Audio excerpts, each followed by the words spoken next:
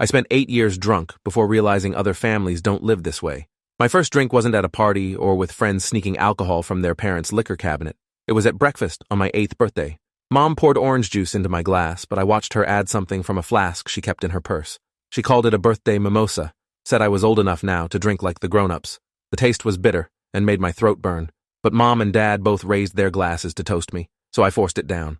They clinked their glasses against mine and smiled like they'd just given me the best present ever.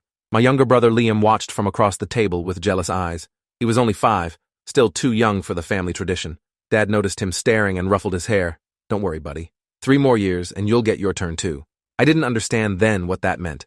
I just felt special, chosen, like I'd crossed some invisible threshold into adulthood that made my parents proud. By the time I was 9, I had my own flask, a small silver one with my initials engraved on it that Mom gave me for Christmas.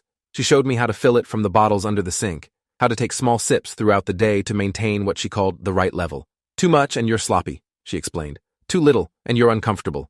You want to find that sweet spot where everything feels smooth and easy." I practiced at home during winter break, learning to drink just enough to feel that warm, buzzy sensation without stumbling or slurring my words.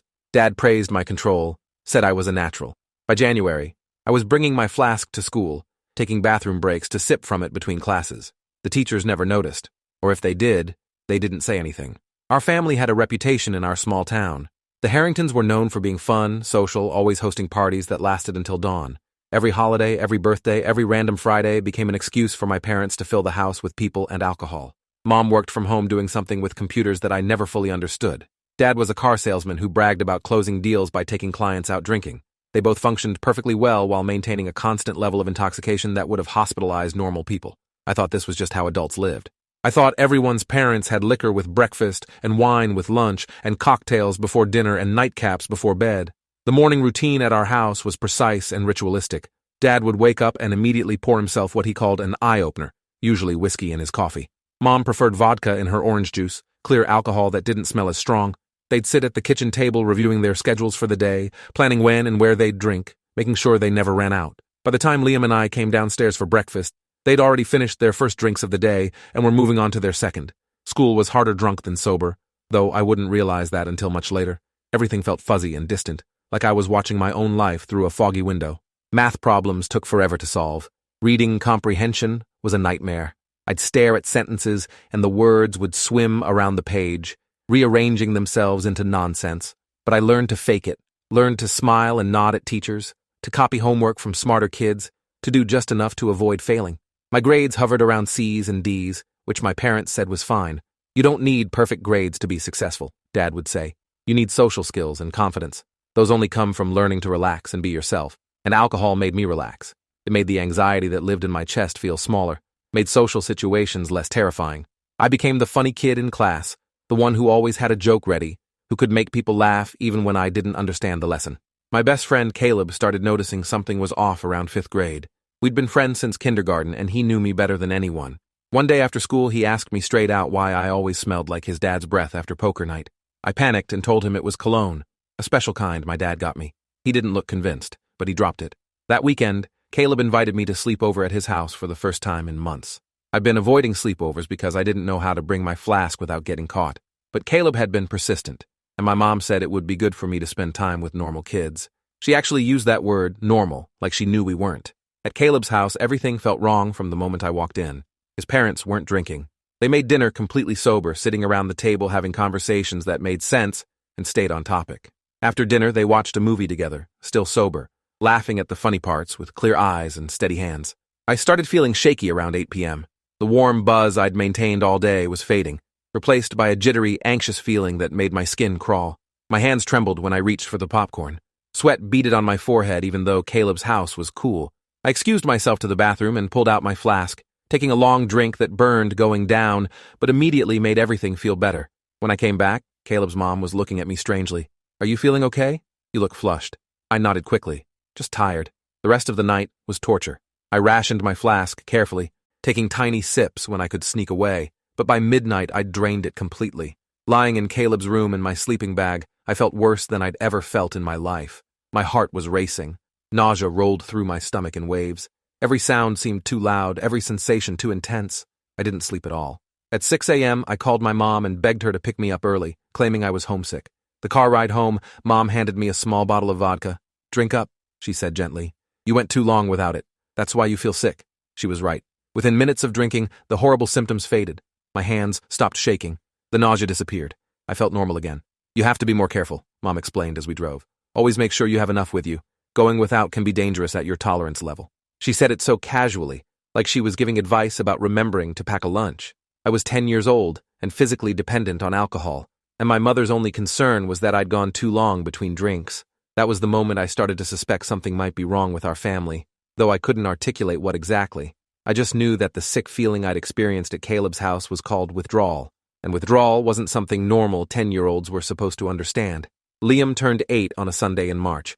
I watched him receive his first birthday mimosa with the same ceremony I'd experienced 3 years earlier. Mom and Dad toasted him, praised him for not making a face when he swallowed despite the burn. He looked so proud, so excited to finally be part of the family tradition. I wanted to warn him, to tell him to refuse, to explain that once he started, he wouldn't be able to stop, but I didn't have the words yet, didn't understand enough about what was happening to us to name it as abuse. Instead, I watched my little brother take his first steps into alcoholism with our parents' encouragement, and I felt sick in a way that had nothing to do with withdrawal.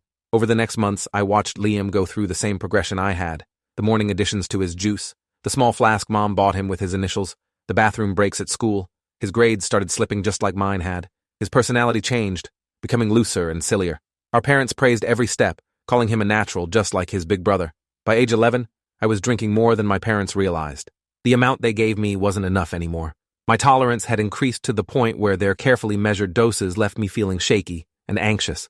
I started stealing from the bottles under the sink, adding extra shots to my flask when they weren't looking. I got better at hiding how much I was actually consuming. My parents thought I was maintaining their prescribed level, but I was drinking nearly twice that just to feel normal. School became impossible. I failed 6th grade and had to repeat it, which my parents barely reacted to. "It's just school," Dad said with a shrug. "Real education happens in life, not classrooms." They pulled me out halfway through my second attempt at 6th grade and started homeschooling me instead. Homeschooling in our house meant Mom giving me worksheets while she worked on her computer. Both of us drinking steadily throughout the day. I'd complete maybe 2 or 3 assignments before giving up, and she'd sign off on my progress without checking my work. Liam was homeschooled too by the time he reached 4th grade. Our house became this isolated bubble where the only reality was drinking and maintaining the buzz and making sure we never ran out of alcohol. Mom ordered groceries online, so she didn't have to leave the house sober. Dad worked fewer and fewer hours, claiming he was building up his client base from home, but mostly just drinking in his office. Our extended family had stopped visiting years ago. Grandma had tried to say something about our parents drinking once, and Dad had banned her from the house. "We're not going to tolerate judgment in our home," he'd announced. "Anyone who can't accept our lifestyle isn't welcome here." So we existed in this weird, isolated world where everything revolved around alcohol. Birthdays weren't about cake and presents, they were about drinking. Holidays weren't about family traditions, they were about drinking. Every celebration, every difficult moment, every regular boring day, the answer was always the same: drink. I was 13 when I first realized other families might not live like us. We'd run out of vodka on a Wednesday afternoon, and Mom sent me to the liquor store with cash and a note saying I was picking up for my parents. The clerk looked at the note skeptically, but sold me 3 bottles anyway. On my way out, I passed a woman with her daughter who looked about my age. The daughter was excitedly telling her mom about a soccer game, speaking in clear sentences with bright eyes and steady hands. I watched them interact, studying the way they moved and talked. The mom wasn't slurring at all. The daughter wasn't swaying. Neither of them had the telltale looseness that came from drinking. They were completely sober in the middle of the day, and they seemed fine, happy, even. I stood in the parking lot for 10 minutes after they drove away, vodka bottles clutched against my chest, trying to process what I'd seen. Could people really live without drinking? Could families exist without the constant maintenance of the right level? When I got home and asked Mom if normal families drink as much as we do, she got defensive. "There's no such thing as normal," she snapped. "Every family has their own way of doing things. We choose to live freely and not judge ourselves by society's arbitrary rules." She poured herself a generous glass of wine and took a long drink. People who don't drink are usually uptight and judgmental. They're missing out on life. But the seed of doubt had been planted. I started paying attention when we did venture out into public, which was rare. At the grocery store, at the gas station, at the rare restaurant visit, I'd watch other families. Most of them weren't drinking. Most of the parents moved with coordination and clarity that mine never had. Most of the kids my age weren't sneaking sips from flasks or making excuses to go to the bathroom every 30 minutes. We were different. Maybe not different in the special way my parents claimed, but different in a wrong way, a dangerous way. I tried to stop drinking when I was 14, just stopped one morning, refused the vodka Mom tried to add to my orange juice. Her face went through several expressions, confusion, then anger, then something that looked almost like fear. "You can't just stop," she said urgently. "Your body needs it now. You'll get sick." I told her I wanted to try being sober, wanted to see what it felt like. She called Dad in from his office, and they both sat me down for a serious talk. "This isn't how our family works," Dad said firmly. "We don't do extremes. We maintain balance, and balance for us means drinking." I held out for 6 hours before the withdrawal got too bad to stand. The shaking came first, then the nausea, then something that felt like bugs crawling under my skin. My heart raced so fast I thought it might explode. Sweat poured down my face even though I was freezing. Mom finally brought me a glass of whiskey. "Just drink this," she said gently, "and you'll feel better." She was right. The alcohol made everything stop, made my body calm down, made me feel human again. That failed attempt to quit scared me more than anything else had. I was physically dependent on alcohol. My body didn't know how to function without it anymore. At 14 years old, I was an alcoholic, and my parents had made me this way. The realization should have led to some dramatic change, some moment of clarity where I demanded help. But I didn't know how to ask for help. I didn't know who to ask. Our family was so isolated that I couldn't imagine a world where someone would intervene. Child Protective Services felt like something from TV, not real life. So I kept drinking, kept maintaining the level, kept existing in the fog that had been my reality for 6 years. Liam was 10 now and drinking just as much as I was. Sometimes I'd catch him looking at me with questions in his eyes, but he never voiced them. We'd both learned that questioning the family system led nowhere good. The turning point came on a Friday in November. Liam collapsed in the kitchen while trying to pour himself a drink, just crumpled to the floor, unconscious, his skin pale and clammy. Mom and Dad both panicked, which told me this was serious because they never panicked about anything. Dad called 911 while Mom tried to wake Liam up, shaking him and calling his name. The paramedics arrived and immediately noticed the smell of alcohol in the house, on Liam's breath, everywhere. One of them looked at my parents and asked very directly, "How much has he had to drink today?" Mom tried to downplay it, just a little. "He must have gotten into our liquor cabinet without permission." The paramedic wasn't buying it. He examined Liam, checked his vital signs, and his expression grew increasingly serious. "This child has alcohol poisoning. His blood alcohol level is probably dangerously high. We need to transport him immediately." As they loaded Liam onto a stretcher, one of the paramedics noticed me standing in the doorway. She walked over and crouched down to my level. "Honey, are you okay?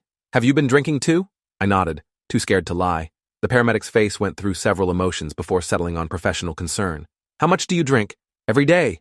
How much every day?" I showed her my flask. She took it, opened it, smelled it, and her jaw tightened. "How old are you?" 14. She stood up and called to her partner. "We need to take both kids. The other child is also showing signs of intoxication."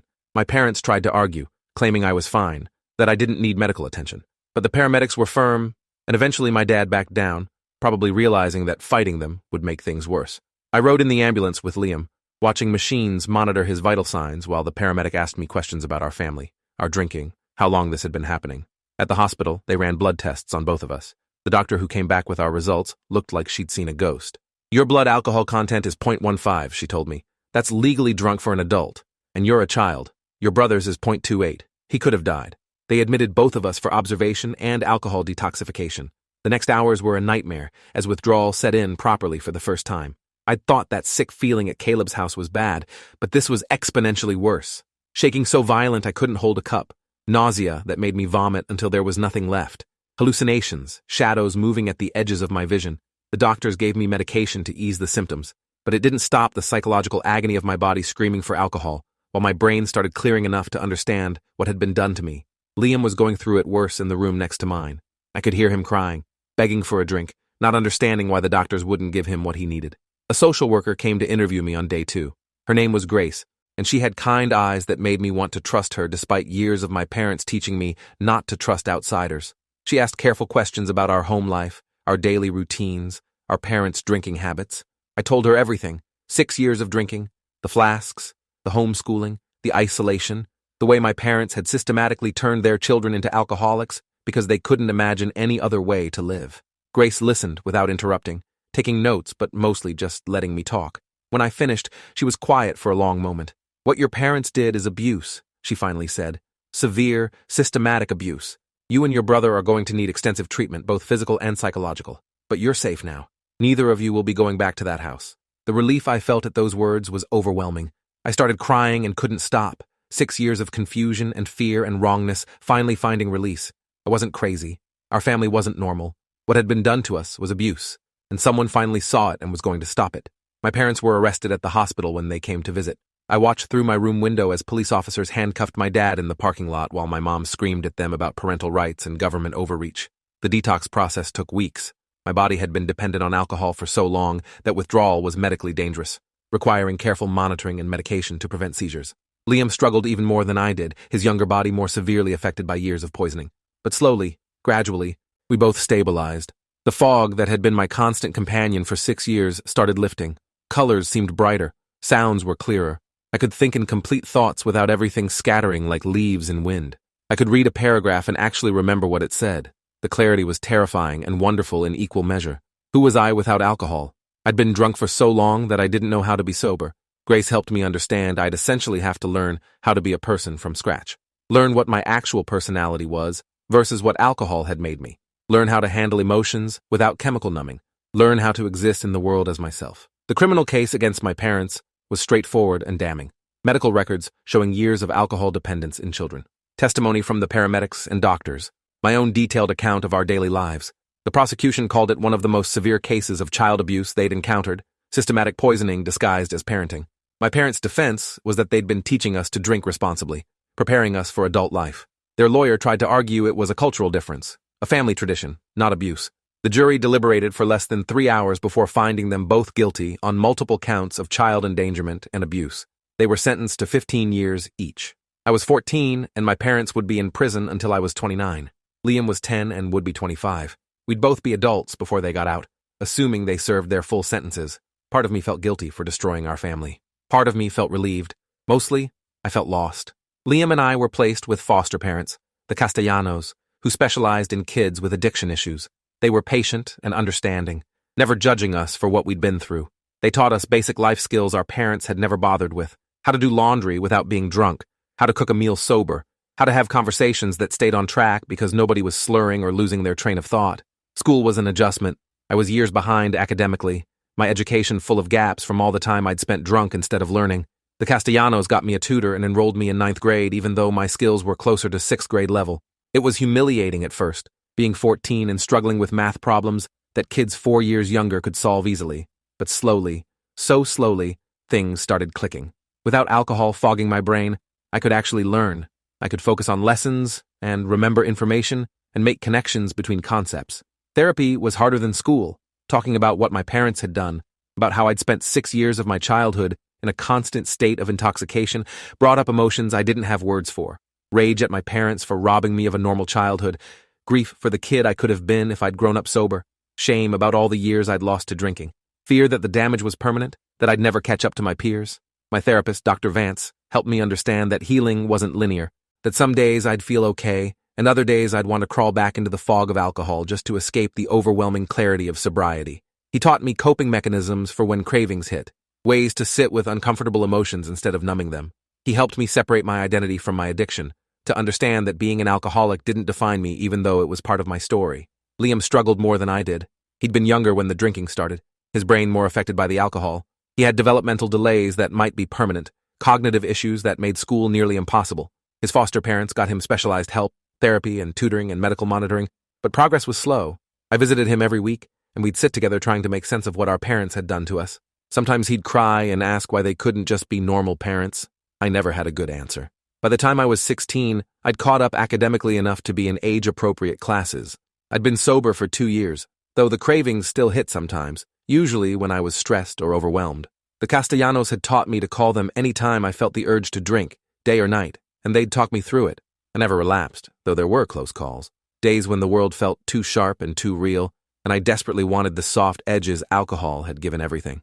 I graduated high school at 18, a minor miracle considering where I'd started. The Castellanos threw me a party, and Liam came, and even Grace, the social worker who'd first interviewed me at the hospital, attended. It felt surreal, sitting in a room full of people celebrating my achievement while completely sober. This was what normal felt like. This was what my parents had stolen from me for 6 years. I got accepted to community college for social work, wanting to help other kids in situations like mine had been, kids whose abuse didn't look like abuse because it was wrapped in family tradition and parental love. I wanted to be the person who could spot the signs, who could ask the right questions, who could intervene before years of damage became irreversible? My parents sent letters from prison sometimes, long rambling things about how they'd been wrongfully convicted, how they'd only wanted what was best for us, how society had criminalized their parenting style. I never responded. There was nothing to say. They'd never admit what they'd done was wrong, never acknowledge that they'd turned their children into alcoholics for their own comfort. Liam got worse before he got better. At 13, he started using other substances, chasing the feeling alcohol had given him. His foster parents tried everything, different therapies, different medications, different schools. Nothing stuck. He went to juvenile detention twice for possession. I visited him there, seeing my little brother in an orange jumpsuit, and wanted to scream at our parents for what they'd done to him. He was just a kid who'd been taught to solve every problem with substances, and now he didn't know any other way to cope. But something shifted when Liam turned 14. Maybe it was finally being the same age I'd been when we got help. Maybe it was just maturity. He agreed to go to residential treatment, a year-long program for teens with addiction issues. I drove 3 hours every Sunday to visit him, watching him slowly, painfully, start to heal. He was angry for months, and I let him be. Angry at our parents, at the world, at me for not protecting him better, even though I'd been a kid too. By the time I was 20, I was working part-time as a youth advocate while finishing my degree. I specialized in cases of medical abuse and addiction, using my story to help social workers identify red flags they might otherwise miss.